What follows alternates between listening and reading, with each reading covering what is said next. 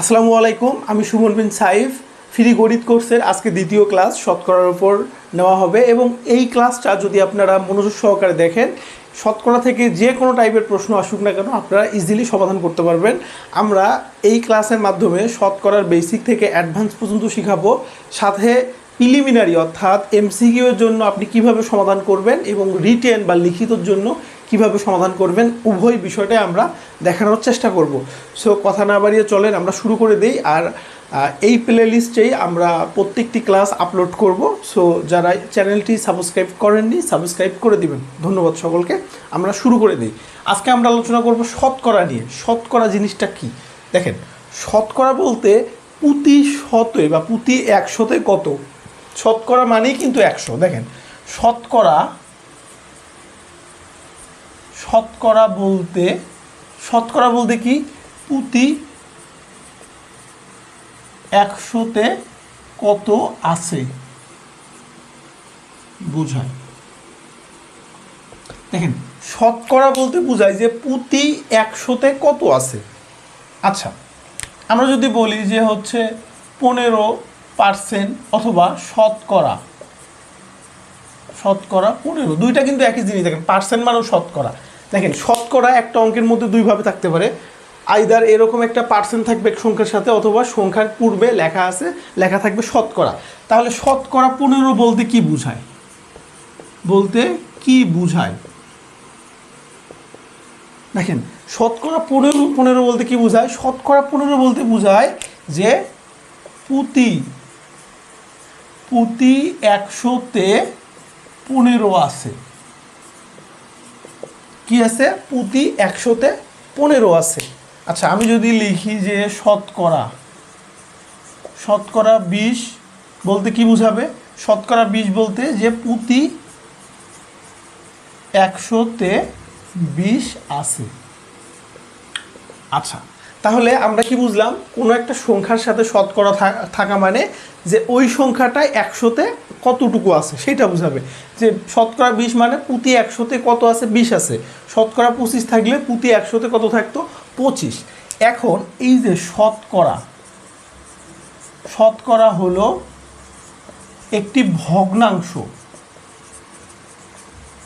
শতকরা কি? শতকরা হলো একটি ভগ্নাংশ যার হর সব সময় 100। দেখেন শতকরা হলো একটি ভগ্নাংশ যার হর সব সময় হবে কত? 100। এখন কোনো একটা সংখ্যার সাথে যদি এই পার্সেন্ট অথবা শতকরা উল্লেখ থাকে, এইটাকে যদি আপনি তুলে দিতে চান, সেই সংখ্যাকে 1/100 দ্বারা কি করতে হবে? 100 দ্বারা গুণ করতে হবে। আমরা একটু মনোযোগ দিয়ে বুঝি আগে। শতকরা হলো একটি ভগ্নাংশ যার হর সবসময় কী হবে? 100 হবে। আর এই যে পার্সেন্ট বা শতকরা কোনো একটা প্রশ্নে যদি থাকে, এইটাকে যদি আমরা তুলে দিতে চাই, মনে হয় আমরা এটাকে ব্যবহার করব না, তুলে দিব, ভ্যানিশ করে দিব, তখন যে সংখ্যার সাথে শতকরা বা পার্সেন্ট আছে তার সাথে 1/100 গুণ করতে হবে। আচ্ছা, এই যে আমরা কি বললাম যে 15% বলতে কি বোঝায়, বা শতকরা 15 বলতে কি বোঝায়? প্রতি শতে 15 আছে। এইটার অর্থ হচ্ছে 15/100। এই যে আমরা বললাম যে শতকরা হলো একটি ভগ্নাংশ যার হরে সবসময় কি থাকে? 100 থাকে। এই যে হরে কি আছে? 100। শতকরা 20 বলতে বোঝায় প্রতি 100তে 20 আছে। এর অর্থ হচ্ছে উপরে 20 নিচে 100। তাহলে হরে সবসময় কি থাকবে? 100 থাকবে। আশা করি শতকরা যে বেসিক যে জিনিসটা আছে আমরা বেসিকটা বুঝতে পেরেছি। এখন আমরা অঙ্ক করব। আমরা যদি একটু খেয়াল করি, এখানে বলা আছে 66 সমস্ত 2/3% সমান কত। দেখেন এর অর্থ হচ্ছে যে এই যে সংখ্যাটা আছে, এই সংখ্যাটা পার্সেন্ট বাদ দিয়ে কত হবে? এই পার্সেন্টটা বা শতকরা বাদ দিয়ে সংখ্যাটা কত হবে? দেখেন আমরা প্রথমেই বলেছি যে এই শতকরা সমান কি? 1/100। কোনো একটা অঙ্কে যদি আমি এই শতকরা তুলে দিতে চাই, তাহলে 1/100 দ্বারা গুণ করতে হবে। সেই সংখ্যাটাকে কি করতে হবে? 1/100 দ্বারা গুণ করতে হবে। এখন এই সংখ্যায় 66 সমস্ত 2/3%, এই সংখ্যায় যদি আমি পার্সেন্ট বা শতকরাটা তুলে দিতে চাই, তাহলে 1/100 দ্বারা কী করতে হবে? গুণ করতে হবে। এখন এই অঙ্কটা যদি আমরা দেখি, এটা হচ্ছে একটা মিশ্র ভগ্নাংশ। তো এই মিশ্র ভগ্নাংশটাকে আমরা আগে অপ্রকৃত ভগ্নাংশে রূপান্তর করে নিব। তাহলে এটাকে কিভাবে অপ্রকৃত করব? প্রথমে আগে এটা লিখে নিই, এই অঙ্কটা 66 সমস্ত 2/3। এখন এটাকে আমরা অপ্রকৃত করব, নিচের হর কখনো চেঞ্জ হবে না, 3 আছে 3ই থাকবে। এখন এই 66-র সাথে হবে 3 গুণ, 66 গুণ 3 যোগ 2, যোগ করলে উপরে আসে 200, নিচে আসবে 3। তাহলে 66 সমস্ত 2/3কে লিখতে পারি 200/3। এখন আমরা লিখব যে 200/3% সমান 200/3। এই পার্সেন্টের জন্য আমরা কি লিখব? 1/100। এই পার্সেন্টের পরিবর্তে কি 1/100 গুণ হবে। এখন এই শূন্য কাটা গেল, তাহলে উপরে থাকলো 2, নিচে থাকলো 3। এখন একটু আমরা বলি যে 66 সমস্ত 2/3% সমান 2/3। তাহলে এইটার সমান আমরা কি বলতে পারবো? এই অংশটুকু। আশা করি বুঝতে পেরেছেন। আচ্ছা, এই টাইপের যদি আরও অঙ্ক থাকে, যেমন আমরা যদি সিম্পল অঙ্কগুলো দেখি, যেমন আছে 75% সমান কত, তাহলে আমরা কি করব? 75-এর সাথে এই পার্সেন্টের জন্য কি করব? 1/100 লিখব, 1/100। তাহলে 75 উপরে 100 নিচে, তাহলে এইটা হচ্ছে আমাদের লব, এটা হর, কাটাকাটি যাবে। তাহলে আমরা যদি 25 দ্বারা কাটি, 3 25-এ 75, 4 25-এ 100, তাহলে উপরে 3 নিচে 4, তাহলে 75% সমান 3/4। একইভাবে যদি আমরা 50% লিখি, তাহলে কি হবে? 50 গুণ এই পার্সেন্টের জন্য কি হবে? 1/100। তাহলে এই শূন্য কাটা গেল, এই 5 দ্বারা 10কে কাটলে 2, তাহলে 1/2। তাহলে 50% সমান 1/2। এইভাবে যে কোনো অঙ্ক থাকুক না কেন, এখানে আমি দিলাম 40%। 40% সমান কত? তাহলে আমরা কি করব? 40 গুণ এই পার্সেন্টের পরিবর্তে কি দিব? 1/100। তাহলে এই শূন্য কাটা গেল, 2 দুগুণে 4, 5 দুগুণে 10, তাহলে উপরে 2, নিচে 5। একটু মনোযোগ দিয়ে শুনবেন যে যেখানে আমাকে পার্সেন্ট থাকতে বলে, এখানে পার্সেন্ট আছে, বলছে যে এখানে 40% সমান কত, অর্থাৎ এই পার্সেন্টটা তুলে দিতে হবে। তুলে দেওয়ার পর পার্সেন্ট ছাড়া এই মানটা কত হবে? যখন আমি পার্সেন্ট তুলে দিব, তখনই এই সংখ্যাটাকে আমরা কি করব? 1/100 দ্বারা কি করব? গুণ করব। আর যদি আমাকে পার্সেন্ট নতুন করে নিয়ে আসতে হয়, তখন আমাকে 1/100 বা 100 দ্বারা কি করতে হবে? ভাগ করতে হবে, আচ্ছা গুণ করতে হবে। আচ্ছা, সেটা আমি দেখাবো, একটু ক্রিটিক্যাল মনে হতে পারে যদি মুখে বলি। আশা করি যদি পার্সেন্ট থাকে, সে পার্সেন্টকে তুলে দিয়ে কিভাবে মান নির্ণয় করতে হয়, এই টাইপের অঙ্কে আর কারো সমস্যা থাকার কথা না। এখন আমরা কি করব? এখন আমরা দেখব যে যদি কোনো একটা অঙ্কে পার্সেন্ট না থাকে, সেটাতে আমরা কিভাবে পার্সেন্ট নিয়ে আসবো। এইখানে একটা প্রশ্ন আমরা দেখি যে 0.4কে শতকরায় প্রকাশ করো। তাহলে এই অঙ্কটাকে কী করতে হবে? শতকরায় প্রকাশ করতে হবে। এখানে কিন্তু শতকরা নেই, শতকরায় আনতে হবে। তাহলে শতকরায় আনার জন্য কী হবে? আমি প্রথমে 0.4 আমরা কি করে দিব? একে আগে একটা পূর্ণ সংখ্যায় নিয়ে আসবো। কিভাবে? এই দশমিক তুলে দিব। দশমিক তুলে দেওয়ার নিয়ম কি? তাহলে এই দশমিক তুলে দেওয়ার নিয়ম হচ্ছে এই দশমিকটা, আচ্ছা আমি এইখানে লিখি, কি ছিল? 0.4। ওকে, তাহলে এই দশমিক তুলে দিলাম, দশমিকের তুলে দেওয়ার কারণে একটা 1 দিলাম, আর দশমিকের পর একটা ঘর আছে, এই জন্য একটা 0। এই দশমিক তুলে দেওয়ার জন্য একটা 1, আবার দশমিকের পর একটা ঘর, শুধুমাত্র 4 আছে, 10। তাহলে উপরে হলো 4, নিচে হইল 10। 0.4কে যদি আমি এই দশমিক তুলে দেই, দশমিক থেকে সাধারণ ভগ্নাংশে নিয়ে আসি, তখন কি হবে? 4/10। এই পর্যন্ত ঠিক আছে।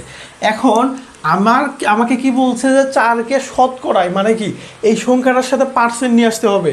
শতকরায় প্রকাশ করতে বলছে না? শতকরায় কখন প্রকাশ করতে পারবো? যখন এর সঙ্গে একটা পার্সেন্ট থাকবে, তাই না? পার্সেন্ট আনতে গেলে কি করতে হবে? আমরা একটু ভালো করে দেখি তো, পার্সেন্ট সমান কি? 1/100 না? পার্সেন্ট সমান কি 1/100 না? তাহলে আমাকে এইখানে 1/100 নিয়ে আসতে হবে। এই 1/100 আসলে 1/100-র পরিবর্তে আমরা পার্সেন্ট লিখতে পারবো। কিন্তু এইখানে কি 1/100 আছে? নাই। আমরা কি করব? এই যে হর এবং লবে আমরা 100 গুণ করে দিব। এখন কেন 100 গুণ করলাম? দেখেন, 100 গুণ করার কারণ হচ্ছে আমাকে এখানে পার্সেন্ট আনতে বলছে রে ভাই, পার্সেন্ট আনতে বলছে না?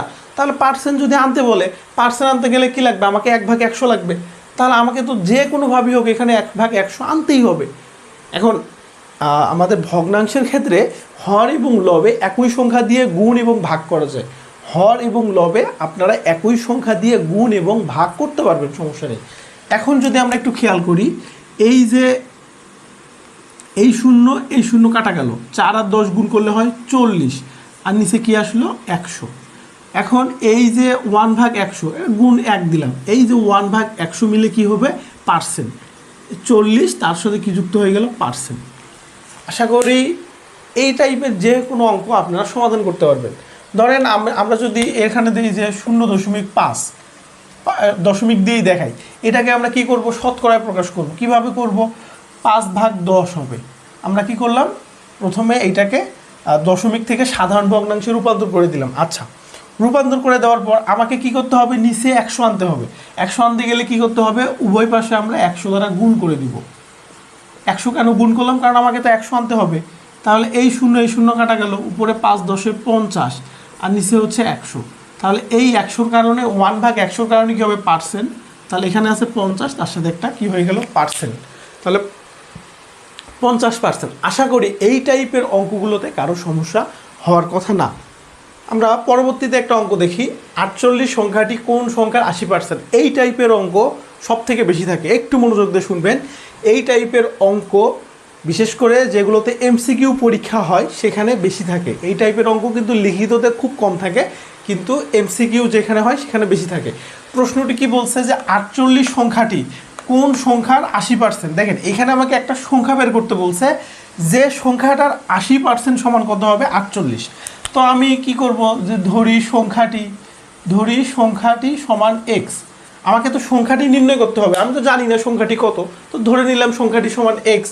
এখন বলছে এই কোন সংখ্যাটির জায়গায় যদি আমি এক্স বসাই, তাহলে এক্সের 80% সমান কত হবে, 48। তা আমরা লিখব যে এক্স এর 80% সমান কত, 48। তাহলে এক্স গুণ 80% মানে কি, এই পার্সেন্ট তুলে দিতে গেলে কি হবে, 100 দ্বারা ভাগ হয়ে যাবে, সমান 48। তাহলে এই শূন্য কাটা গেল। তাহলে এক্স গুণ 8 সমান 48 গুণ 10। তাহলে 8টা আমরা কি করে দিব, ভাগ করে দিব। 48 গুণ 10 ভাগ 8, তাহলে 6 × 8 = 48, 6 × 10 = 60। আচ্ছা, আমরা অঙ্কটা আরেকবার বুঝাই দিই একটু প্রথম থেকে। প্রশ্নে কি বলছে যে 48 সংখ্যাটি কোন সংখ্যার 80%, এটা হচ্ছে আমাদের প্রশ্ন। এখানে আমাদের এই কোন সংখ্যা মানে এই অজানা সংখ্যাটা নির্ণয় করতে হবে। এখন আমরা প্রথমে ধরে নিলাম সংখ্যাটি এক্স, কারণ আমরা তো জানি না যে সংখ্যাটি কত। তাহলে সংখ্যাটি এক্স ধরে নিলাম। এখন এই কোন সংখ্যার জায়গায় যদি আমরা এক্স বসাই, তাহলে কি হবে, 48 সংখ্যাটি এক্সের 80%। তাহলে এক্সের 80% সমান 48। ওকে, তাহলে 80%, তাহলে এই শতকরার অঙ্কে আমাকে পার্সেন্টটাকে তুলে দিতে হবে। পার্সেন্ট কীভাবে তুলে দিব, কোনো সংখ্যার সাথে যদি পার্সেন্ট বা শতকরা উল্লেখ থাকে, সেটাকে তুলে দিতে গেলে ওই সংখ্যাটাকে 100 দ্বারা ভাগ করতে হয়, তাই না। অর্থাৎ 80-র সাথে কি হবে, 80% সমান 80 গুণ পার্সেন্টের জন্য 1/100, নিচে 1/100 মানে 80কে 100 দ্বারা ভাগ করা। তাহলে এক্স গুণ 80/100 সমান 48। এখন এই শূন্য কাটা গেল, নিচে থাকলো 10। তাহলে এক্স গুণ 8, এই 10টা এখানে গুণ হয়ে গেল, 48 গুণ 10। এখন আমার লক্ষ্য হচ্ছে এক্সের মান বের করা। তাহলে এই যে 8টা এখানে গুণ আছে, আমি ওটাকে ভাগ করে দিলাম। 48 গুণ 10/8 কাটাকাটি করে মান আসলো কত, 60। আচ্ছা, কারো যদি কোনো অঙ্ক বুঝতে সমস্যা হয়, তাহলে অবশ্যই আপনারা কমেন্টে আপনারা জানাবেন কোন অঙ্ক কোথায় বুঝতে সমস্যা হচ্ছে। আমি রিপ্লাই কমেন্ট করার চেষ্টা করব। কোনো সংখ্যা 60% থেকে 60 বিয়োগ করলে বিয়োগফল 60 হবে, সংখ্যাটি কত। একই অঙ্ক, আমাদের কি একটা অজানা সংখ্যা বের করতে হবে। এখন আমরা কি করব, জাস্ট হচ্ছে এই কোনো সংখ্যার জায়গায় আমরা কি ধরবো, এক্স ধরবো। এখন কোনো সংখ্যার জায়গায় যদি আমি এক্স ধরি, আগের মতো সংখ্যাটি কত ধরলাম, আমি একটু মনোযোগ দিয়ে দেখেন, সংখ্যাটি ধরলাম আমি এক্স। তাহলে কোনো সংখ্যার জায়গায় এক্স বসাবো, তাহলে এক্স এর 60% থেকে, তাহলে এক্স এর কত পার্সেন্ট, 60% থেকে 60 বিয়োগ করলে বিয়োগ 60, বিয়োগ ফল কত হবে, 60 হবে। দেখেন এই লাইনটা সব থেকে ইম্পর্টেন্ট। প্রথম লাইনটা তৈরি করা, প্রথম লাইনটা ঠিকভাবে লেখা আপনি যদি করতে পারেন, তাহলে আপনার অঙ্ক শেষ। কি বলছে, কোনো সংখ্যা 60% থেকে 60 বিয়োগ। তাহলে কোনো সংখ্যাটা আমি এক্স ধরলাম, তাহলে এক্স এর 60%, সেখান থেকে কি বিয়োগ করবো, এই তো 60 বিয়োগ 60, বিয়োগ করার পরে বিয়োগফল কত হবে, 60। তাহলে এই যে এক্স এর 60% থেকে 60 বিয়োগ করলাম, বিয়োগ করার পর যে মানটা পাবো সেই মানটা কত হবে, 60। তাহলে সমান 60। ওকে, তাহলে এখন আমি কি করবো, এই পার্সেন্টটা তুলে দিব। তাহলে এক্স গুণ 60/100। তাহলে পার্সেন্ট তুলে দিতে গেলে কি হবে, 60-এর সাথে 100 ভাগ হবে, সমান এখানে আছে 60, এই মাইনাসটা সমানের অপর পাশে আসলে +60 হয়ে যাবে। তাহলে আমরা যদি একটু এই 0 কেটে দিলাম, তাহলে এক্স গুণ 6, এখানে 60 কত 120। আর গুণ এই 10টা এখানে আসলো। আচ্ছা, আর গুণ করলাম আমরা। এক্স সমান কী হবে, 120 গুণ 10 ভাগ 6, 6 দুগুণি 12, তাহলে 20, তাহলে 200, 20 আর 10 গুণ করলে 200। আমি জাস্ট আরেকবার একটা শর্ট রিভিউ করে দিই যে কোনো সংখ্যা 60% থেকে 60 বিয়োগ করলে বিয়োগফল 60 হয়। সংখ্যাটি কত? কোনো সংখ্যাটি, যে সংখ্যাটি আমাকে নির্ণয় করতে হবে সেটাকে আমি এক্স ধরলাম।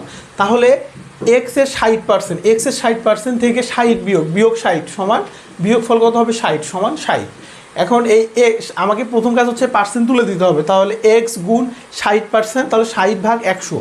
আর এই যে -60 ছিল, আমরা কি করব, সমানের অপর পাশে নিয়ে গেলে +60 হবে। তাহলে এক্স, আর এখানে এই 0 আর 0 কাটা গেল, তাহলে উপরে থাকলো 6, নিচে হচ্ছে 10। তাহলে এক্স গুণ 6, আর এই 10টা এখানে ভাগ আছে, আমরা সমানের অপর পাশে নিয়ে গেলাম, আড়াআড়ি গুণ করে, এখানে ভাগ ছিল এখানে গুণ হয়ে যাবে। তাহলে 60 আর 60 যোগ করলে 120, আর এই গুণ 10। তা এখন হচ্ছে এক্স গুণ 6 সমান 120 গুণ 10। এখন আমরা কি করব, এক্সের মান বের করব। তাহলে এই যে 6 গুণ অবস্থায় আছে সেটা আমরা ভাগ করে দিব। তাহলে 120 গুণ 10 ভাগ 6, 6 দ্বারা 120কে কাটলে 6 দুগুণি 12, তাহলে 20, 20 আর 10 গুণ করলে হয় 200। আচ্ছা, কোথাও যদি সমস্যা হয় তাহলে একটু কষ্ট করে কমেন্ট করবেন যে কোথায় বুঝতে সমস্যা হচ্ছে। আর আমরা কিন্তু সপ্তাহে 2টা থেকে 3টা করে ক্লাস আপলোড দিব গণিতের। আমরা আশা করব এই মাসের মধ্যে আমাদের ম্যাক্সিমাম টপিকগুলো আমরা শেষ করব, যেগুলো চাকরির পরীক্ষায় বেশি আসে। দেখি, এই অঙ্কটা অনেকগুলো চাকরির পরীক্ষায় এসেছিল। এই অঙ্কটা লিখিত এবং এমসিকিউ দুইটার জন্য খুবই ইম্পর্টেন্ট। কি বলা আছে, একটি ভোট কেন্দ্রে উপস্থিত ভোটারদের মধ্যে 60% ভোট পেয়ে একজন প্রার্থী বিজয়ী হলো। তিনি একমাত্র প্রার্থী অপেক্ষায় 7500 ভোট বেশি পেয়েছেন। মোট ভোটার কত? দেখেন, আমরা যদি একটু ভিজুয়ালাইজ করি যে কোনো একটা আসনে নির্বাচন হচ্ছে, 2 জন প্রার্থী নির্বাচন করতেছে। এখন একজন প্রার্থী পেয়েছে 60% ভোট, একজন প্রার্থী পেয়েছে 60% ভোট, 100%-এর মধ্যে 60% ভোট পাইছে। এখন 60% ভোট পেলে সে তো অবশ্যই নির্বাচিত হবে, কারণ 100%-এর মধ্যে সে 60% পাইছে। এখন এই 60% ভোট পাওয়ার ফলে সে কি করলো, তার যে অপর প্রতিদ্বন্দ্বী ছিল যে হেরে গেছে, তার থেকে কত বেশি ভোট পাইছে, 7500। এখন মোট ভোটার কত? একটা চিন্তা করেন যে প্রার্থীরা জয়লাভ করলো সে পাইলো 60% ভোট, তাহলে মোট ভোটার ছিল কত পার্সেন্ট? 100%। তার মধ্যে সে 60% পাইছে যে বিজয়ী, তাহলে যে হেরে গেছে সে কত পাইলো? 40% না? আচ্ছা, ঠিক আছে, তিনি একমাত্র প্রার্থী অপেক্ষা কত বেশি ভোট পাইছে? 7500 ভোট বেশি পাইছে। অর্থাৎ ধরলাম যে জিতছে সে 10,000 ভোট পাইছে, আর যে হারছে ধরলাম সে হচ্ছে 5000 ভোট পাইছে। এখন এই যে এই 2 জনের ভোটের পার্থক্য কত? 7500। আমি কিন্তু ধরে নিলাম এটা। তাহলে এই যে এখানে সে 60% ভোট বিজয়ী পাইলো, আর হেরে গেছে সে 40% ভোট পাইলো, তাহলে তাদের ভোটের পার্থক্য কত পার্সেন্ট? 20% না? 60 আর 40 বিয়োগ করলে 20%। এই 20% ভোট সমান কত? 7500। তাহলে 100% ভোট সমান কত হবে সেটা নির্ণয় করতে হবে। আমরা অঙ্কটা করি। আমরা লিখবো যে মোট ভোটার, আমি কিন্তু লিখিতর জন্য লিখতেছি, মোট ভোটার সমান 100%। বিজয়ী পায় কত পার্সেন্ট? 60%। এই যেখানে দেওয়া আছে বিজয়ী ভোট পায় কত পার্সেন্ট? 60%। তাহলে যে হেরে গেল সে কত পাবে? যে আমরা লিখবো যে হচ্ছে অপর প্রার্থী কত পাবে? এখন বিজয়ী যদি 100%-এর মধ্যে 60% পায়, তাহলে যে হেরে গেল সে কত পাবে? 100 - 60 সমান 40%। তাহলে 100% ভোটের মধ্যে যে বিজয়ী সে পেল কত? 60%। যে হেরে গেল সে পেল 40%। এখন কি বলছে যে তিনি, মানে যে জয়লাভ করলো, একমাত্র প্রার্থী অপেক্ষা যে হেরে গেল তার অপেক্ষা 7500 ভোট বেশি পেয়েছে। তাহলে হেরে যাওয়া প্রার্থী পাইছে 40%, বিজয় পাইছে 60%। তাহলে এদের মধ্যে ভোটের পার্থক্য কত? 20% না? তাহলে ভোটের পার্থক্য কত দেখেন তো? ভোটের পার্থক্য কত? 60% বিয়োগ 40%, তাহলে 20% না? তাহলে কি করছে? বিজয়ী প্রার্থী যে হেরে গেছে তার থেকে 20% ভোট বেশি পেয়েছে। এখন এই 20% ভোটই সমান কত? 7500। এই 20% ভোট সমান কত? 7500 ভোট। তাহলে এই 1% ভোট সমান কত হবে? 7500 ভাগ 20। কী বলবে? মোট ভোটার কত? 100% না? তাহলে 100% ভোট সমান কি হবে? 7500 গুণ 100/20, এই শূন্য কাটলাম, এখানে হবে 5, তাহলে 2টা শূন্য, 5 5 25, 5 7 35, 36 37, তাহলে 37,500। ক্যালকুলেশনটা আপনারা একটু দেখে নেবেন। আমি জাস্ট এই অঙ্কটা আরেকবার জাস্ট ওভারভিউ করি। সেটা হচ্ছে যে একটি ভোট কেন্দ্রে উপস্থিত ভোটারদের মধ্যে 60% ভোট পেয়ে একজন প্রার্থী বিজয়ী হলো। তিনি একমাত্র প্রার্থী অপেক্ষা 7,500 ভোট বেশি পেয়েছেন। মোট ভোটার কত? এটা হচ্ছে আমাদের অঙ্ক। তাহলে আমাদের মোট ভোটার আমরা ধরে নিলাম 100%, এবং বিজয়ী প্রার্থী যে জয়লাভ করে সে পেয়েছে 60%। এই তো এখানে দেওয়া আছে 60% ভোট পেয়ে সে বিজয়ী হয়। তাহলে অপর প্রার্থী যে হেরে গেল সে কত পাবে? 100 থেকে 60 বাদ দিলে 40%। তাহলে বিজয়ী 100%, হেরে গেল 40%। এখন এই যে বিজয়ী আর হেরে গেল তাদের ভোটের পার্থক্য কত পার্সেন্ট? পার্থক্য এই যে বিজয়ী 60%, হেরে যাওয়া 40%, পার্থক্য 20%। এখন এই 20% ভোটটা সে কি বেশি পেয়েছে? বেশি পেয়ে জয়লাভ করছে। এখন এই 20% ভোটটা কত? 7,500 ভোট। তাহলে আমরা লিখতে পারি 20% ভোট সমান কত? 7,500। তাহলে 1% সমান কত? 7,500/20। আর মোট ভোটার 100% না, তাহলে 100% সমান 7,500 × 100/20। ক্যালকুলেশন করে আসলো 37,500। এই অঙ্কটা খুবই ইম্পর্ট্যান্ট।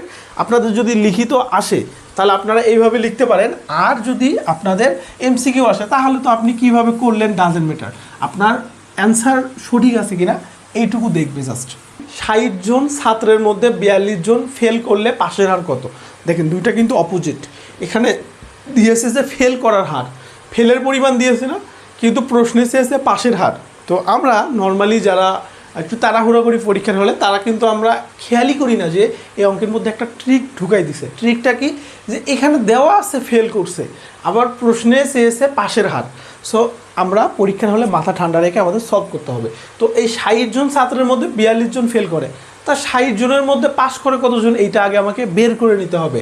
তারপর তো পাশের হার। দেখেন যখনই হার বলবে, হার মানে শতকরা, হার মানে কি? শতকরা 100, হার মানে কি? শতকরা বা 100। আচ্ছা, প্রথমে আমরা কি লিখব? যে 60 জনের পাশ করে, 60 জনের মধ্যে, আমরা মধ্যেও লিখতে পারি, 60 জনের মধ্যে পাশ করে কতজন? পাশ করে এই 60 জন, ফেল করে কতজন? 42 জন। তাহলে পাশ করে কতজন? 8 1 18 জন। দেখেন একটু খেয়াল করি, 60 জন ছাত্র ছিল, তার মধ্যে পাশ করে কতজন? 60 জনের মধ্যে ফেল করে 42 জন। তাহলে 60 বিয়োগ 42 সমান কত? 18। তাহলে 18 জন পাশ করে। এখন আমাকে বের করতে হবে পাশের হার। হার মানে কি? শতকরা বা 100। তাহলে এখন আমরা কি লিখবো? যে শতকরা কি করে? পাশ করে, শতকরা পাশ করে।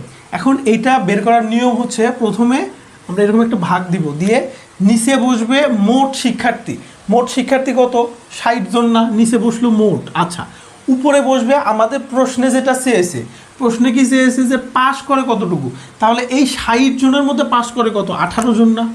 18 গুণ শেষে কি চেয়েছে? শতকরা, শতকরার জন্য 100। আচ্ছা, এটা কিভাবে করলাম একটু বলি। দেখেন এটা কিন্তু খুবই ইম্পর্টেন্ট, একটু খেয়াল করি। তাহলে এখানে কি হয়েছে? শতকরা পাস করে কতজন।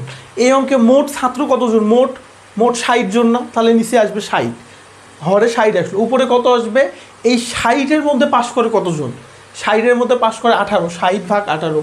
আচ্ছা, 18/60 গুণ কী বের করতে বলছে? যে শতকরা, শতকরার জন্য এখানে আসলো 100। এই শূন্য কাটা গেল, এখানে 6 আছে না? 3 6 18, 3 আর 10 গুণ করলে হয় 30 জন। তাহলে শতকরা পাস করে কত পার্সেন্ট? 30 জন, বা পরবর্তীতে আমরা লিখব 30%। এখানে যদি আমরা লিখিত আসে ডাইরেক্ট, এখানে আমরা 30% না লিখে আমরা লিখব যে শতকরা পাস করে 30%। তাহলে এই প্রশ্নে আমরা যদি আরেকটু ওভারভিউ করি আরেকবার, যে 60 জন ছাত্রের মধ্যে 42 জন ফেল করে, ফেল করলে পাশের হার কত? তাহলে এখানে দেওয়া আছে ফেলের পরিমাণ, প্রশ্নে চেয়েছে পাশের হার। প্রথমে আমরা কি করব? যে এই 60 জনের মধ্যে পাস করে কতজন এটা বের করব। 60 জনের মধ্যে পাস করে কতজন? 60 - 42 সমান 18 জন। এখন শতকরা বা 100 জনের মধ্যে কতজন পাস করে এইটা বের করব। তাহলে বের করার নিয়ম আছে দুইটা। আমরা একটা ঐকিক নিয়মে করতে পারি, অথবা আমরা এই নিয়মে করতে পারি। আচ্ছা, এই নিয়মে কীভাবে করতে হয়? আমরা মোট শিক্ষার্থী কতটা সেটা আগে বের করব। মোট কত? 60 জন না? তাহলে মোটটা নিচে আসবে, আর উপরে কি আসবে? যে এই মোট শিক্ষার্থীর মধ্যে কতজন পাস করছে, আমরা পাস বের করতেছি না? তাহলে এই 60 জনের মধ্যে পাস করছে 18 জন। তাহলে 18/60 গুণ শতকরা বলছে, এখানে 100 গুণ হবে। আশা করি আপনারা বুঝতে পেরেছেন। অঙ্কটা মিনিমাম 20টা থেকে 30টা চাকরির পরীক্ষা এসেছে, সরকারি চাকরির পরীক্ষা এসেছে। একটু খেয়াল করে দেখি, একজন চাকুরিজীবীর আয় ও ব্যয়ের অনুপাত 20:15। দেখেন, একজন চাকরিজীবী আয় করে যদি 20 টাকা, ব্যয় করে কত টাকা? 15 টাকা। তাহলে তার আয় ও ব্যয়ের অনুপাত কত? 20:15। তার মাসিক সঞ্চয় শতকরা কত? শতকরা মানে কত? 100তে চেয়েছে। আচ্ছা, সেইটা পরে। তাহলে আমাকে কি চেয়েছে প্রশ্নে? যে সঞ্চয়। আচ্ছা, সঞ্চয় বলতে কি বোঝায় বলেন তো? আমরা আগে সঞ্চয় লিখি, যে সঞ্চয় সমান কি, একটু আমরা খেয়াল করি। সঞ্চয় সমান আয় বিয়োগ ব্যয়। আয় থেকে ব্যয় বিয়োগ করার পর যদি কোনো কিছু অবশিষ্ট থাকে সেটাই তো হবে সঞ্চয়। তাহলে আয় কত তার? আয় হচ্ছে 20 টাকা। ব্যয় কত তার? 15 টাকা। বিয়োগ করলে কত হয়? 5 টাকা। তাহলে প্রতি মাসে সে ব্যয় করে কত টাকা? 5 টাকা। তাহলে আমরা সঞ্চয় কি? জমা রাখে। আয় করে 20 টাকা, ব্যয় করে 15 টাকা, দুইটা বিয়োগ করে কত থাকে? 5 টাকা। মানে প্রতি মাস শেষে তার কাছে 5 টাকা অবশিষ্ট থাকে, সেটা কি করে? সঞ্চয় করে। এখন আমাদের বের করতে বলছে যে তার মাসিক সঞ্চয় শতকরার কত। এখন এই যে সে 5 টাকা সঞ্চয় করে কত টাকার মধ্যে? 20 টাকার মধ্যে। তাহলে 100 টাকার মধ্যে সে কত টাকা সঞ্চয় করে? আমরা অঙ্কটা দুইভাবে করতে পারি, একটা হচ্ছে ঐকিক নিয়ম অ্যাপ্লাই করে, আর একটা হচ্ছে আমরা নর্মাল যে নিয়ম করলাম এতক্ষণ থেকে। আমরা লিখতে পারি শতকরা সঞ্চয়। শতকরা সঞ্চয় কি হবে? প্রথমে আমরা এরকম একটা ভাগ চিহ্ন দিব, দিয়ে নিচে মোট আয়টা দিব। মোট আয় কত? সঞ্চয় কার উপর নির্ভর করে? আয়ের উপর না। তাহলে মোট আয় কত এখানে? 20 না? আচ্ছা, 20। এই 20-এর মধ্যে সঞ্চয় হচ্ছে কয় টাকা? 5 টাকা। আর এখানে আমরা শতকরা বের করতেছি, এখানে 100 গুণ হবে। তাহলে এই শূন্য কাটা গেল, 2 দ্বারা 10কে কাটলে হয় 5। 5 পাঁচা কত? 25%। তাহলে তার মাসিক সঞ্চয় শতকরা কত পার্সেন্ট? 25%। আমি আবার একবার অঙ্কটা বলি, আপনারা একটু মনোযোগ দিয়ে শুনেন। একজন চাকরিজীবী আয় ও ব্যয়ের অনুপাত 20:15 হলে তার মাসিক সঞ্চয় শতকরা কত? এখন একটু খেয়াল করেন আপনারা, যে এখানে আমাদের কি বের করতে বলছে? সঞ্চয় বের করতে বলছে। তাহলে সঞ্চয় মানে কি? আয় ও ব্যয়ের পার্থক্য। তাহলে সঞ্চয় সমান আয় বিয়োগ ব্যয়। আয় হচ্ছে 20 টাকা, ব্যয় হচ্ছে 15 টাকা, বিয়োগ করে অবশিষ্ট থাকে 5 টাকা। তাহলে তার প্রতি মাসে সঞ্চয় হয় কয় টাকা? 5 টাকা। ওকে, এখন আমাকে বের বলছে শতকরা কত। এখন এই যে 20 টাকায় তার সঞ্চয় হয় 5 টাকা, 100 টাকায় তার কত সঞ্চয় হয় এটা বের করতে হবে। তাহলে শতকরা সঞ্চয় সমান, এই নিচে হরে আসবে কত? মোট টাকা কত। এখানে মোট টাকা কত? আয় করে 20 টাকা না? 20। 20-এর মধ্যে সঞ্চয় হয় কয় টাকা? 5 টাকা। তাহলে উপরে 5 নিচে 20 গুণ কতই বের করব আমরা? শতকরায়। তাহলে শতকরা মানে 100 গুণ 100, কাটাকাটি করে কত আসে? 25%। এটা চাইলে কিন্তু আপনারা এতে করতে পারেন, ঐকিক নিয়মে করতে পারেন। কীভাবে করবেন দেখেন, এই যে 20 টাকায় সঞ্চয়, 20 টাকায় সঞ্চয় কত টাকা? 5 টাকা। 1 টাকায় সঞ্চয় কম হবে, 5/20 টাকা। 100 টাকায় সঞ্চয় হবে কত? 5 গুণ 100/20। এই 0 কাটা গেল, 5 দ্বারা 10কে কাটলে 5 পাঁচা 25 টাকা বা 25%। দেখছেন, একই নিয়ম। এইটা একই নিয়ম। আপনাদের যার যেটা ভালো লাগে সেভাবে আপনারা অ্যাপ্লাই করবেন। একটি সংখ্যার 30%, 15%, 18 হলে সংখ্যাটি কত? দেখেন, এতক্ষণ পর্যন্ত প্রথমে আমরা যে অঙ্কগুলো করলাম সেখানে একটা মাত্র পার্সেন্ট ছিল, একটা মাত্র শতকরা ছিল, কিন্তু এখানে পরপর 2টা শতকরা। এখন আমরা যারা অঙ্ককে ভয় পাই, তারা যখন আমরা এরকম 2টা শতাংশ দেখব, 2টা শতকরা দেখব, আমরা ভয় আর এই অঙ্কে হাতে দিই না। কিন্তু এই অঙ্কটা সব থেকে ইজি, এই অঙ্কগুলো সব থেকে ইজি, কিচ্ছু করার দরকার নাই। আমরা প্রথমে সংখ্যাটি, একটি সংখ্যার জায়গায় আমরা এক্স ধরে নিব, যেহেতু আমি সংখ্যাটি জানি না। আচ্ছা, আমি এক্স ধরে নিলাম। তাহলে একটি সংখ্যার, তাহলে এক্সের 30% আছে না? 30% মানে কি? 5 শতকরা। শতাংশের 15% গুণ 15% সমান কত? 18। অঙ্ক শেষ। একটি সংখ্যার পরিবর্তে এক্স, তাহলে এক্সের 30% এর গুণ দিলাম 15% সমান কত? 18। শেষ। তাহলে আমি কি করব? এক্স গুণ 30/100 গুণ 15/100 সমান 18। কী করলাম একটু মনোযোগ সহকারে দেখেন। এই পার্সেন্টগুলো তুলে দিলাম। শতকরা রঙে প্রথম কাজ হবে শতকরায় তুলে দিতে হবে। তাহলে এই শতকরা তুলে দিলে নিচে কত আসলো? 100। এই 15 নিচেও কি আসলো? 100। এখন আমরা কিছু কাটাকাটি করতে পারি, যেমন এই 0 দ্বারা এই 0 কেটে ফেললাম। এখানে যদি 5 দ্বারা কাটি, 5 দুগুণে 10, 3 5 15। আচ্ছা, আমরা আর মনে হয় কাটতে পারবো না। তাহলে উপরে কি হবে? 3 3 9, তাহলে এক্স গুণ 9 আর নিচে হবে হচ্ছে 18 দুগুণী, আচ্ছা 200, 200 গুণ 18 এরকমই রাখি। কি করলাম, এই 1 আর 100 গুণ করলে 2 দ্বারা 100কে গুণ করলে হয় 200, আর এখানে ছিল 18, এটা গুণ হয়ে গেল। এখন 9কে আমরা ভাগ করে দিব, এক্স সমান কি হবে 200 গুণ 18 ভাগ 9, 2 দ্বারা 18কে কাটলে হয় 2, সরি 9 দ্বারা 18কে কাটলে হয় 2, তাহলে 2 দ্বারা 200কে গুণ করলে হয় 400। আচ্ছা আমি আরেকবার রিভিউ করি, মনোযোগ সহকারে দেখবেন। একটি সংখ্যার 30%, 15% 18 হলে সংখ্যাটি কত? তাহলে ধরলাম সংখ্যাটি এক্স, তাহলে এক্স এর 30%, তাহলে এক্স এর 30%, আবার এর শতাংশের বলছে মানে কি এখানে একটা এর আছে, তাহলে এক্স এর 30% এর কত 15%, 15% সমান কত এই 18। এখন এক্স এর পরিবর্তে আমি গুণ দিলাম, এর কাজ আর গুণের কাজ সেম, তাহলে 30%-এর পরিবর্তে পার্সেন্ট তুলে দিলাম ভাগ 100 গুণ 15% তুলে দিলাম ভাগ 100 18। তারপরে বাকি ক্যালকুলেশন তো আপনারা বুঝতেই পেরেছেন, আলাদা করে এই ক্যালকুলেশন বোঝানোর কিছু নেই। তো আমি একটা হেডলাইন দেখি যে দাম কমবে বাড়বে, কোনো একটা পণ্যের দাম কমবে অথবা বাড়বে কিন্তু খরচ একই রাখতে হবে। দেখেন যাদের ফিক্সড একটা ইনকাম থাকে, যদি কখনো চিনির দাম বেড়ে যায় আমরা কি করি, একটু চিনি একটু কম খাবো, এই মাসে কম ব্যবহার করব। তেলের দাম বেড়ে গেল আমরা কি করলাম, তেল একটু কম খাবো। কিন্তু যখন আবার দাম কমে যায়, চিনির দাম কমে গেছে, তাহলে আমরা বেশি করে চিনি খাই, তখন আবার তেলের দাম কমে গেছে বেশি করে তেল খাচ্ছি। তো এই টাইপের যতগুলো অঙ্ক আছে, যখন কোনো জিনিসের দাম কি হবে বেশি হবে, ব্যবহার কম করব আমরা কিন্তু খরচ ঠিক রাখবো, এই টাইপের যে অঙ্কগুলো আছে এই অঙ্কগুলো আমরা দুইভাবে সমাধান করতে পারি।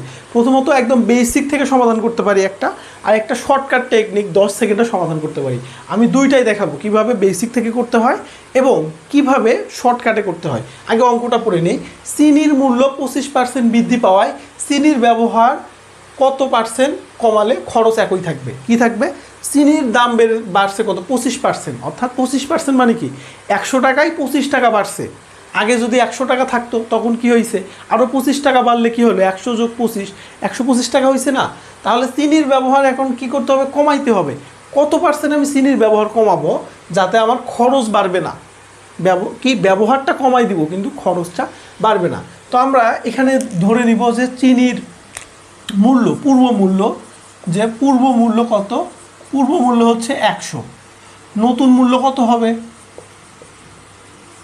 দেখেন এই যে 25% বলছে না, এই যে 25% বলছে না, যে 25% বৃদ্ধি পাইছে, তাহলে 25% বৃদ্ধি পাওয়ার পর নতুন মূল্য কত হবে?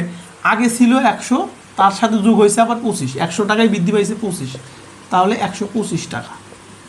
দেখেন এইটা বুঝতে পারছেন কিনা? দেখেন 25% বৃদ্ধি পাওয়া মানে কি 100 টাকায় 25 টাকা বাড়ছে না, তাহলে আগে দাম ছিল 100 টাকা, তার সাথে আবার আরও 25 টাকা যোগ হয়েছে, তাহলে 100 যোগ 25 125। আগে দাম ছিল 100 টাকা, নতুন দাম হয়েছে কত 125 টাকা। এখন আমাকে কি করতে হবে, এখন এই যে 25 টাকার যে খরচটা হচ্ছে, এই 25 টাকার জন্য আমাকে কি করতে হবে, অবশ্যই চিনির ব্যবহারটা একটু কমাই দিতে হবে। এখন আমি লিখব চিনির ব্যবহার কমাতে হবে। কত কমাতে হবে? দেখেন নতুন মূল্য কত, এই 125 টাকা না, তাহলে নিচে আসবে কত 125। আচ্ছা কতটুকু কমাইতে হবে? এই যে 25 টাকা বাড়লো না, তাহলে এই 25 টাকার চিনি কমাইতে হবে না, কত পার্সেন্টে কমাইবো?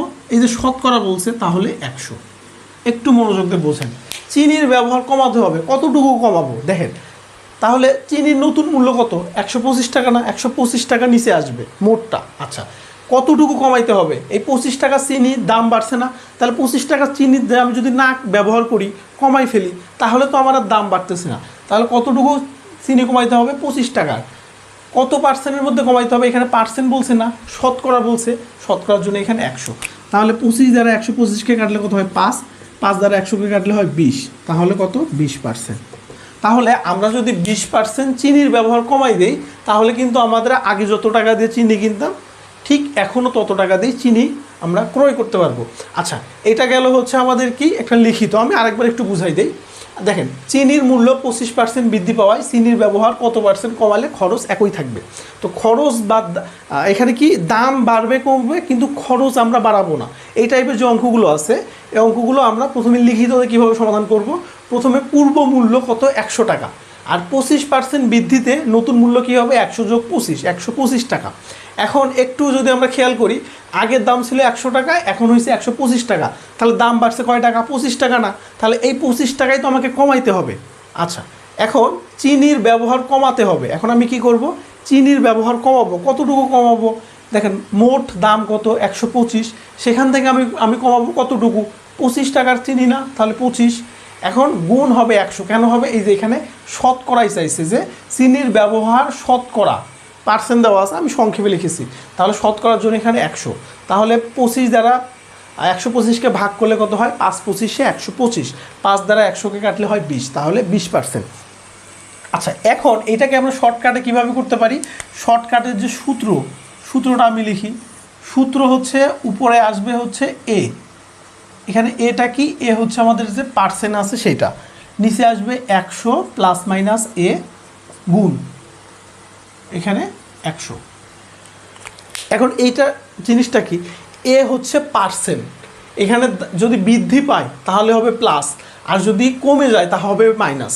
এখানে বৃদ্ধি পাইলে দেখেন, বৃদ্ধি একটু মনোযোগ দেন, বৃদ্ধি সমান হচ্ছে প্লাস, আর কমে গেলে হয় মাইনাস। তাহলে এখানে কি 25% বৃদ্ধি পাইছে না, তাহলে এটা হচ্ছে পার্সেন্ট, তাহলে কত 25%-এর প্রয়োজন নাই, 100 যোগ, দেখেন এখানে আমরা যোগ কেন দিলাম, কারণ এর মানটা বৃদ্ধি পাইছে, তার মানে প্লাস হবে 25 গুণ 100। তাহলে এই যে উপরে কত আছে 25, 100 আর 25 যোগ করলে কত হয় 125 গুণ 100। এই 25 দ্বারা 125কে ভাগ করলে কত হয় 5, 5 দ্বারা 100কে কাটলে হয় 20%। দুইটা একই জিনিস। আমরা সূত্রটা একটু বোঝার চেষ্টা করি। সূত্র হচ্ছে এ ভাগ 100 প্লাস মাইনাস এ গুণ 100, এটা হচ্ছে আমাদের সূত্র। এখন এটা কি, এই যে প্রশ্নে আমাকে যে পার্সেন্টটা দেওয়া থাকবে, বৃদ্ধি পাবে না হলে কমবে, একটা তো পার্সেন্ট দেওয়া থাকবে, সেই পার্সেন্টটাই হবে এ। এখন এই যে এখানে এর সামনে আবার কি আছে, প্লাস মাইনাস আছে, এর অর্থ কোনটা, যখন বৃদ্ধি পাবে তখন এ হবে প্লাস, এখানে এর মান কি হবে, তখন এ সমান হবে প্লাস 25, যখন কমে যাবে তখন এর মান হবে মাইনাস 25। তাহলে এখানে এর জায়গায় আমি যেহেতু বৃদ্ধি পাইছে, তাহলে প্লাস 25, সামনে প্লাস দেওয়া লাগে না, 100 যোগ এর মান 25, ক্যালকুলেশন করলে আমাদের কত আসে 20%। আমরা এই টাইপের আরেকটা অঙ্ক দেখব, তাহলে আমাদের যে কনফিউশন কাজ করতেছে ভিতরে, অনেকের মধ্যে হয়তো বা কোনো কনফিউশন কাজ করতেছে, সেই কনফিউশনটা আমাদের আর থাকবে না। আমরা আরেকটা অঙ্ক দেখি, যে অঙ্কটা একই রকম, দাম কমবে বাড়বে, কিন্তু আমাদের খরচ একই রাখতে হবে। বাজারে কফির দাম, আচ্ছা বাজারে কফির দাম কি হয়েছে 10% কমে যাওয়ায় কফির ব্যবহার কত ভাগ বৃদ্ধি করলে খরচ একই থাকবে। আচ্ছা, আমরা একটা সূত্র পড়লাম না, সূত্রটা কি ছিল, যে এ ভাগ 100 প্লাস মাইনাস এ গুণ 100%। আচ্ছা, এখানে এর মান কোনটা, এই যে পার্সেন্টটা আছে সেইটা, তাহলে 10, এখন 100, এখানে দুইটা চিহ্ন আছে, একটা প্লাস একটা মাইনাস। এখন কোন চিহ্ন ব্যবহার করবো, দেখেন এখানে কমে যাওয়া, এখানে কমে যাওয়া মানে কি, কমে যাওয়া মানে মাইনাস, তাহলে এর মানটা কি মাইনাস, তাহলে এখানে চিহ্নটা ব্যবহার করব কি আমরা, মাইনাস, মাইনাস 10 গুণ 100%। তাহলে উপরে 10 আর নিচে আসলো কত 90 গুণ 100%। এখন এই শূন্য কাটা গেল, তাহলে উপরে 1, তাহলে 1 গুণ 100, তাহলে কত হলো, উপরে 100 নিচে আসলো 9। এখন 100কে 9 দ্বারা যদি আমি ভাগ করি তাহলে কি হবে, একবার যাবে 9কে 9, 1 10, আবার যাবে একবার 9, অবশিষ্ট থাকে 1, তাহলে উপরে যাবে 1 নিচে 9। তাহলে আমাকে ব্যবহার বাড়াইতে হবে কত, 1 সমস্ত 11 সমস্ত 1 ভাগ 9%। দেখেন এগুলো যদি আপনার এমসিকিউ হয়, অ্যান্সার তো আপনাকে দেওয়াই থাকবে, লিখিত হইলে আপনারা এইভাবে সলভ করবেন। দেখেন আগের অঙ্ক আর এই অঙ্ক একদম সেম, জাস্ট এই সূত্রটা যদি আমি ঠিকভাবে অ্যাপ্লাই করতে পারি। একটি আয়তাকার জমির দৈর্ঘ্য 20% বাড়ালে এবং প্রস্থ 10% কমালে ক্ষেত্রফল কতটুকু বাড়বে অথবা কমবে, এটা আমরা জানি না। এর আগের অঙ্কগুলোতে আমরা কি দেখেছিলাম, শুধুমাত্র একটা শতকরা ছিল, তাই না, কিন্তু এখানে দুইটা আছে, একটা হচ্ছে যে এখানে 10% বাড়ছে, আবার 20% বাড়ছে, আবার 10% কমছে। এরকম যদি দুইটা শর্ত থাকে তাহলে ক্ষেত্রফল বাড়বে না কমবে, এটা সূত্রটা হচ্ছে আমাদের, সূত্র হচ্ছে plus minus A plus minus B, plus minus, বা এখানে আমরা শুধুমাত্র প্লাস দিব, প্লাস এ গুণ বি ভাগ 100। আমাদের সূত্রটা কি, plus minus A plus minus A plus minus B plus এ গুণ বি ভাগ 100। একটু মনোযোগ দিবেন, এই এ হচ্ছে প্রথম পার্সেন্ট, বি হচ্ছে দ্বিতীয় পার্সেন্ট, বুঝতে পেরেছেন? এ হচ্ছে প্রথম শতকরা, বি হচ্ছে দ্বিতীয় শতকরা। এখন আমরা দেখি যে এ সমান কি, একটু খেয়াল করেন তো এ সমান কি। প্রথমে কত 20% কি হচ্ছে বাড়ছে, তাহলে বাড়লে মানে প্লাস না দরকার নাই। বি সমান কি, এখানে 10% কমলে কি, যখনই কমা বোঝাবে তখন কি হবে -10%। দেখেন বাড়া বুঝাইলে কি হবে, বাড়া বুঝাইলে বা বৃদ্ধি পায়, বাড়া বৃদ্ধি পায়, এর মানে হচ্ছে কি প্লাস 20, প্লাস আলাদা করে দেওয়ার প্রয়োজন নেই। বি কি, যখন কমে যাবে তখন কি হবে -10% কমলে, অর্থাৎ -10%।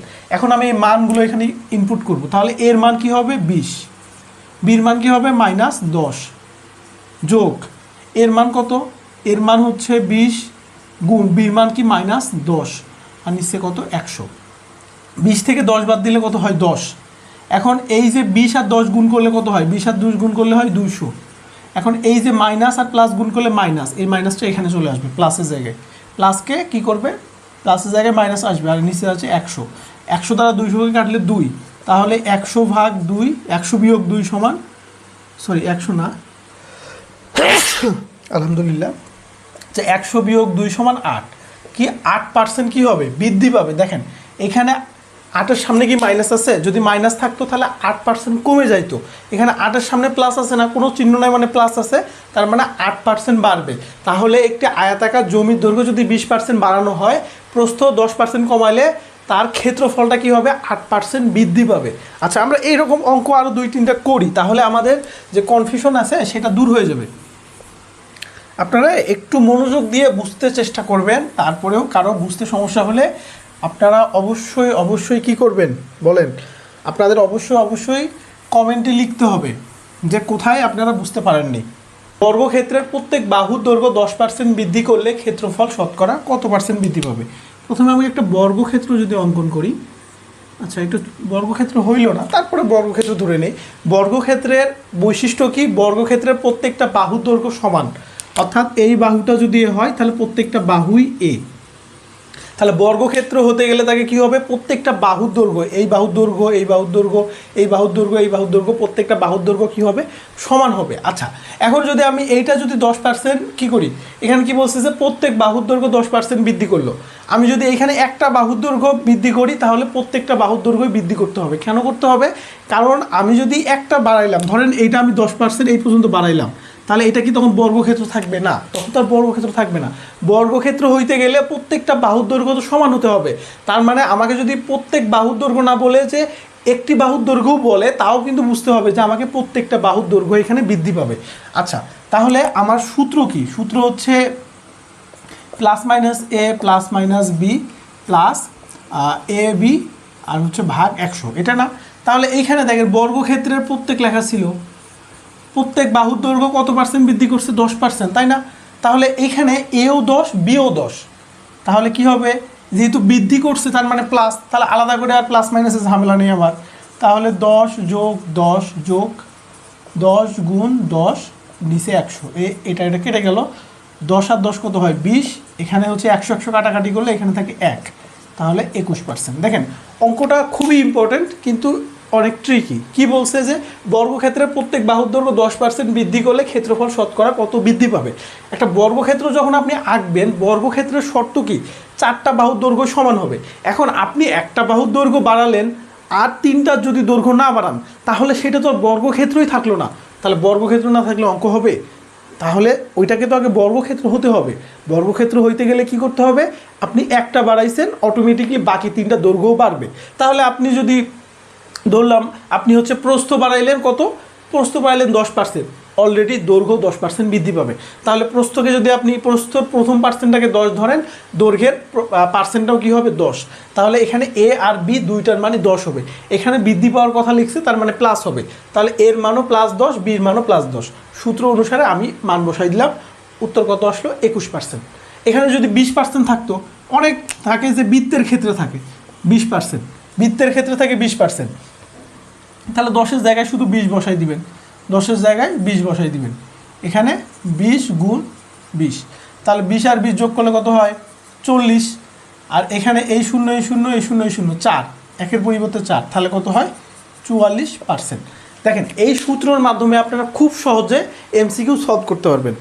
এখন আমরা যে অঙ্কটা দেখব খুবই ইম্পর্টেন্ট অঙ্ক, একটু খেয়াল করি যে একটি স্কুলের 70% ছাত্র ফুটবল। দেখেন একটা স্কুলে 100% স্টুডেন্ট আছে ধরলাম, 100% স্টুডেন্টের মধ্যে 70% স্টুডেন্ট কী করে ফুটবল খেলা পছন্দ করে, 75% স্টুডেন্ট কী করে হকি খেলা পছন্দ করে, 80% স্টুডেন্ট ক্রিকেট খেলা পছন্দ করে। ওই স্কুলের কত পার্সেন্ট স্টুডেন্ট বা ছাত্র এই 3টা খেলাই পছন্দ করে? দেখেন একজন মানুষ তো 3টা খেলা পছন্দ নাও করতে পারে, আবার অনেকেই আছে 3টা খেলাই পছন্দ করে। তো এই টাইপের অঙ্ক আমরা কি করব, না এর মাধ্যমে সমাধান করতে হয়। এখানে পছন্দ করে বের করতে বলছে না, আমরা বের করবো যে পছন্দ করে না কারা কারা। এই কতজন পছন্দ করে না সেটা যদি বের করি, সেটা থেকে 100 বাদ দিলেই কিন্তু আমাদের যারা পছন্দ করে তারা বের হবে। আচ্ছা, প্রথমে আমরা একটু লিখি যে ফুটবল খেলা পছন্দ করে না, আমরা একটু সংক্ষেপে লিখি। আচ্ছা, লিখি যে মোট ছাত্র হচ্ছে 100% কী করে না, ফুটবল পছন্দ করে না। একটু সংক্ষেপে লিখি, পছন্দ করে না। ফুটবল পছন্দ করে কতজন? 75%। তাহলে করে না কত? 100 থেকে 75% যদি বিয়োগ দেই 25%। দেখেন 75% ছাত্র যদি ফুটবল খেলা পছন্দ করে, তাহলে করে না কতজন? 100 থেকে 75 বাদ দিলাম 25%। তারপরে কি আছে? হকি। হকি পছন্দ করে না। দেখেন হকি পছন্দ করে কতজন? 75% পছন্দ করে হকি। আচ্ছা, এটা 70% ছিল, আচ্ছা তাই না? 70 হলে এখানে হচ্ছে 30%। আচ্ছা, একটু খেয়াল করি আমরা। দেখেন 75% স্টুডেন্ট হকি পছন্দ করে, তাহলে পছন্দ করে না কত পার্সেন্ট? 100 থেকে 75 বাদ দিলে আমরা পেয়ে যাচ্ছি 100 বিয়োগ 75%, তাহলে কত? 25%। তাহলে 30% স্টুডেন্ট কী করে না? ফুটবল পছন্দ করে না। 25% স্টুডেন্ট হকি পছন্দ করে না। আর একটা আছে কি? ক্রিকেট। আচ্ছা, ক্রিকেট পছন্দ করে না কতজন? একটু দেখে 80% ছাত্র ক্রিকেট খেলা পছন্দ করে, তাহলে পছন্দ করে না কতজন? 100 বিয়োগ 80, 100 বিয়োগ 80, 20%। তাহলে আমরা কি বললাম? ফুটবল পছন্দ করে না 30%, হকি পছন্দ করে না 25%, ক্রিকেট পছন্দ করে না 20%। এখন এই 3টা খেলাই পছন্দ করে না কত পার্সেন্ট? আমরা একটু যোগ করি। এই 3টা খেলাই পছন্দ করে না, 3টি খেলা পছন্দ করে না। 3টি খেলা পছন্দ করে না কতজন? 30 যোগ 25 যোগ 20, তাহলে কত হয়? 5 আর হচ্ছে 2 7 7, 75%। একটু আমরা দেখি যে প্রথমে আমরা কি করলাম, যে এখানে আমাদের দেওয়া আছে যে 3টা খেলা। আমরা কি করে? ফুটবল পছন্দ করে 70%, তাহলে আমরা ফুটবল পছন্দ করে না কত পার্সেন্ট? 100% থেকে 70% বাদলে 30%, তাহলে 30% স্টুডেন্ট ফুটবল পছন্দ করে না। হকি পছন্দ করে না 25%, ক্রিকেট পছন্দ করে না 20%। এখন এই 3টা খেলায় মোট পছন্দ করে না কত পার্সেন্ট? এই 30 যোগ 25 যোগ 20, তাহলে 75%। তাহলে এই 3টা খেলা পছন্দ করে না কতজন? 75%। তাহলে বাকি যারা 25% আছে তারা কি করে? 3টা খেলাই পছন্দ করে। এখন আমরা লিখব যে 3টি খেলা পছন্দ করে। দেখেন 100% স্টুডেন্ট, তার মধ্যে 75% স্টুডেন্ট 3টা খেলা পছন্দ করে না। তো বাকি যে আছে 100%-এর মধ্যে তারা তো পছন্দ করে, তাহলে 100 বিয়োগ 75 কত? 25%। তাহলে 25% স্টুডেন্ট কী করে? এই 3টা খেলায় পছন্দ করে। আমি অঙ্কটা আরেকবার বলতেছি, একটু মনোযোগ দিয়ে শুনবেন। প্রশ্নটাকে পড়ে নিই। একটি স্কুলে 70% ছাত্র ফুটবল, 75% ছাত্র হকি, 80% ছাত্র ক্রিকেট খেলা পছন্দ করে। ওই স্কুলের কত শতাংশ ছাত্র 3টি খেলাই পছন্দ করে? এটা হচ্ছে আমাদের কি মূল অঙ্ক। আচ্ছা, এখন আমরা কি ধরে নিলাম প্রথমে, যে 100% স্টুডেন্ট একটা বিদ্যালয়ে আছে, যেখান থেকে ফুটবল খেলা পছন্দ করে কতজন? 70%। তাহলে ফুটবল খেলা পছন্দ করে না কতজন? 100 থেকে 70 বিয়োগ দিব, 30% ফুটবল খেলা পছন্দ করে না।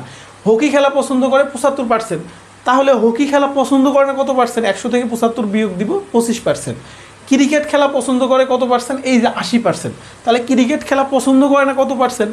100 থেকে 80 বাদ দিলে কত? 20%। তাহলে আমরা পছন্দ করে না যে খেলাগুলোর শিক্ষার্থীর সংখ্যা, সেগুলো আমরা বের করলাম। এখন এই 3টি খেলাই পছন্দ করে না, 30 যোগ 25 যোগ 20, এই 3টার যোগফল করলাম, যোগফল করে কত পেলাম? 75%। তাহলে 75% শিক্ষার্থী কী করে? এই 3টা খেলায় পছন্দ করে না। মোট শিক্ষার্থী 100%, তার মধ্যে 75% যদি এই 3টা খেলা পছন্দ না করে, তাহলে বাকি যে 25% আছে তারা কি করে? 3টা খেলায় পছন্দ করে। তাহলে এই প্রশ্নের অ্যান্সার হচ্ছে কত? 25%।